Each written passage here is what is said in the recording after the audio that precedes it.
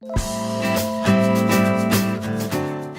has not been common over the years for the Wisconsin Supreme Court to decide a family law case. In fact, it's been several years. And it's even less common for a family law case to involve issues under the United States Constitution. So it's sort of a rare treat to be able to discuss a case that does both. And it involves an issue which I've discussed before in this video and in various articles that I've written that's of concern to all of us grandparents out there, which in this case includes me. Last Friday, on May 24th, the Wisconsin Supreme Court decided the case of Michels versus Kelsey, which is the grandparent visitation case that we've been waiting for, involving the issue of the constitutionality of Wisconsin statute and family law regarding a grandparent wanting to have court-ordered visitation with her granddaughter, notwithstanding the parents both united against the grandmother. The facts of the case involve a couple that was never married, a granddaughter who had been seeing the grandmother regularly, but over the course of time, the grandmother did some things that the parents disagreed with. One of them was to let the granddaughter at age, I forget what it was, I think 4, take a sip of alcohol. At another point, she let the granddaughter ride on a horse without a helmet, a few things like that. And the parents united. They had never married, they weren't living together, and I don't know what else they agreed upon, but they did agree that the grandma should not be afforded court-ordered visitation. They agreed that grandma could see the child, but they would decide when and where and under what circumstances grandma would see the child. That went to court. Grandma petitioned. She wanted court-ordered visitation, apparently not trusting the parents. And the trial court, and I found to be a rather surprising decision, ordered that grandma could have visitation, I believe it was 1 day a month, and then a week during the summer, or something like that. It wasn't a huge amount, but it would be court-ordered and court-mandated.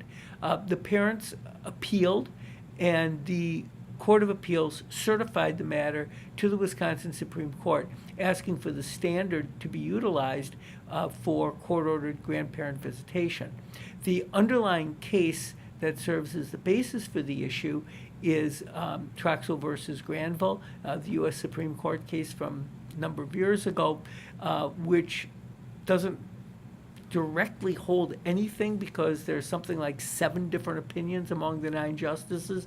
But if you try to add them up, the U.S. Supreme Court does find that there's parents have fundamental rights, and that under the U.S. Constitution, that these rights can't be overcome unless it's necessary to prevent harm to the child.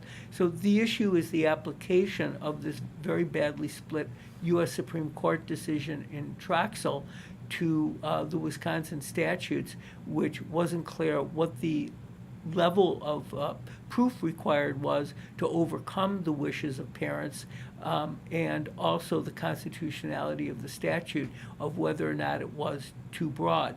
I found the arguments before the Wisconsin Supreme Court and the briefs, for that matter, to be frustrating. I like some of the amicus briefs best because I felt that they didn't focus on the best interests of the child. And my philosophy has been that best interests of children needs to include a determination, or at least consideration, of the avoidance of litigation. My philosophy is that litigation between parents is inimically and inherently bad for children, and that discouraging litigation therefore promotes the children's best interests, and that should only be overcome among really extreme circumstances. And if both parents are reasonably fit parents. They don't have to be great parents, but at least reasonably fit. That you don't subject the children to litigation between the parents and fighting between the parents. That's essentially where the Wisconsin Supreme Court came down. The majority decision was of 5 justices. There's a concurrence I'm going to talk about in a moment, and they discuss the fundamental interest that parents have in parenting their children, where they're fit parents, and they found that overcoming that requires strict scrutiny, and that the statute, in order to involve strict scrutiny, has to be narrowly tailored to serve a compelling state interest. And the compelling state interest here that's important is honoring the joint decision of 2 fit parents of the children.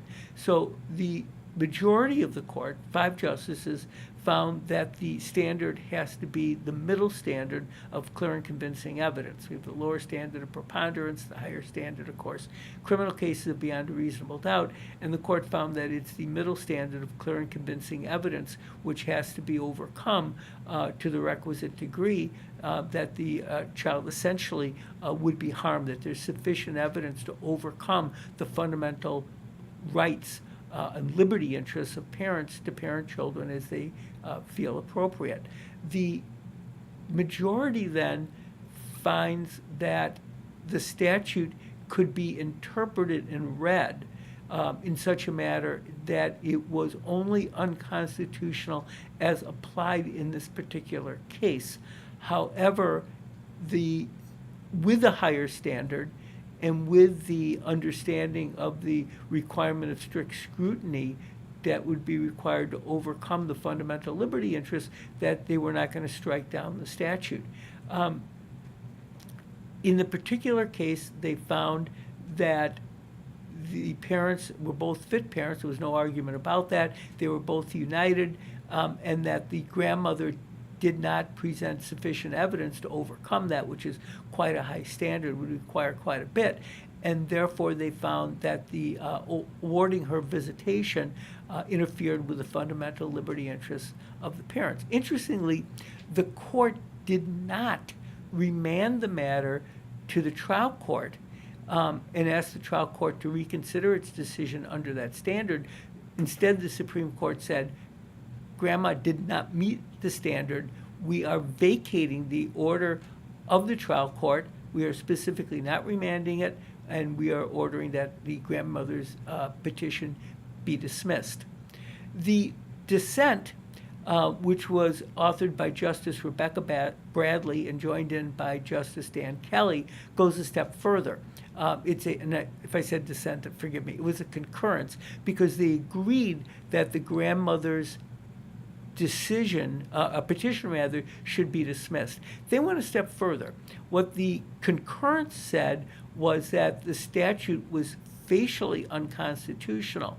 And their position was an interesting one, which was that they do reference in the concurrence, unlike the majority decision, they do discuss the best interests of the children and the fact that if you leave the door open in terms of allowing grandparent visitation under certain circumstances, it could lead to grandparents trying to prove that in a particular individual case that they could meet the standard of clear and convincing evidence and be subject to the strict scrutiny necessary and overrule the parent's decision.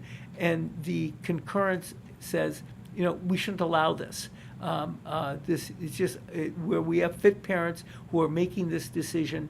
That's the end of it. And the statute, in being so broad, is unconstitutional. And the concurrence would just strike down the statute entirely. I have a few concerns about the case. One of them, as I mentioned, is the failure of the 5-justice majority to sufficiently, if at all, consider the best interests of children. And my second concern is related to that, which is the guardian ad litem in the case never filed a brief and didn't appear at oral arguments. And it's sort of frustrating to me that while the parents are represented in this, that the child's voice is never heard. And maybe that's the reason why the majority failed to give, I feel, any real weight into even considering what's best for children in this regard. So my inclination is to agree with the concurrence. And part of the reason for that is I'm trying to figure out a fact situation under which grandparents can have court-ordered visitation with a child, where they could prove the necessary facts to overcome the presumption in favor of the parent's decision. If the parents haven't aren't in agreement, then usually the way it works is one of the parents gets visitation and the grandparents can see the child during that parent's visitation.